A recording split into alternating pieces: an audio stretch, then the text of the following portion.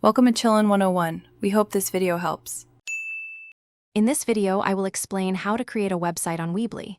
First, you will need to sign up for a Weebly account. You can start with a free plan or explore their paid options for more features. Next, select a category that fits your website's purpose, like business or portfolio. Then, choose a theme that looks great and is mobile-friendly.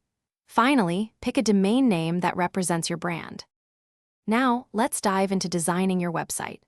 Weebly's intuitive drag-and-drop editor makes it simple to add and arrange elements like text boxes, images, and videos. You can easily customize your site's appearance by changing colors, fonts, and backgrounds to align with your brand identity.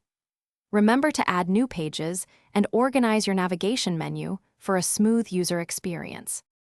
With your design in place, it's time to populate your site with engaging content. Upload high-quality images and videos to capture your visitors' attention. Craft clear and concise text for every page, ensuring your message is effectively communicated. Consider starting a blog to share news and connect with your audience. Also, optimize your content with relevant keywords to help people find you online. You're almost ready to launch. Before publishing, thoroughly review your entire website to catch any typos or broken links.